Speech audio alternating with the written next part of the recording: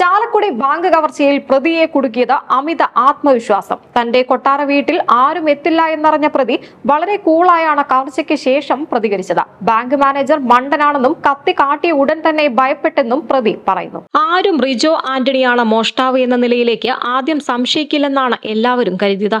എന്നാൽ കേരള പോലീസിന്റെ തന്ത്രങ്ങളിൽ റിജോയുടെ അമിത ആത്മവിശ്വാസം പാളി. കിട്ടിയ നേരിയ തുമ്പിൽ നിന്നും പിടിച്ചുകയറിയ പോലീസ് സമർത്ഥമായി തന്നെ മോഷ്ടാവിലേക്ക് എത്തുകയായിരുന്നു. മോഷണത്തിന് ശേഷം കൂട്ടുകാരും ഒന്നിച്ച് മദ്യപിച്ചും തമാശകൾ പറഞ്ഞുമാണ് റിജോ സമയം ചെലവഴിച്ചത്.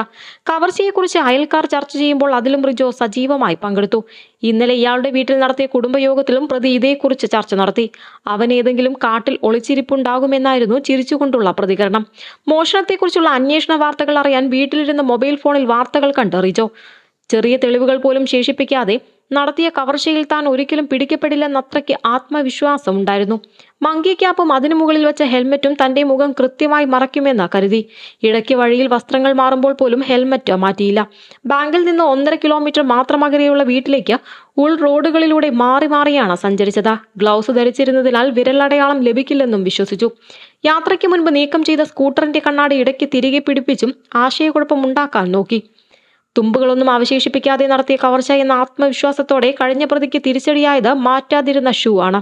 ഷൂവിന്റെ അടിയിലെ നിറമാണ് ആളെ തിരിച്ചറിയുന്നതിൽ പ്രധാന വഴിത്തിരിവായത്. 500ഓളം CCTV ദൃശ്യങ്ങളും പോലീസ് പരിശോധിച്ചിരുന്നു. കൃത്യം നടത്തിയ ശേഷം മടക്കയാത്രയ്ക്കിടെ വസ്ത്രങ്ങൾ മാറിയും സ്കൂട്ടറിന്റെ കണ്ണാടി മാറ്റിയും ആശയക്കുഴപ്പമുണ്ടാക്കുന്നതിൽ പ്രതി വിജയിച്ചെങ്കിലും മാറ്റമില്ലാതെ തുടർന്ന ഷൂ പോലീസിന്റെ കണ്ണിൽ പതിഞ്ഞു. വീട് നിർമ്മിച്ചതിന്റെ ബാധ്യത തീർക്കാനായിരുന്നു മോഷണമെന്ന് പറഞ്ഞ പ്രതി പിന്നീടത് മാറ്റി പറഞ്ഞു.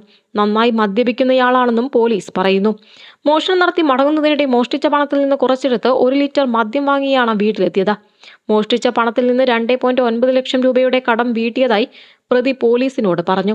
പണം കിട്ടിയയാൾ അറസ്റ്റ് വാർത്തയറിഞ്ഞ് പണം DYSP ഓഫീസിലെത്തി കൈമാറി. ന്യൂസ് ഡെസ്ക് സെഡ്കോ ന്യൂസ്.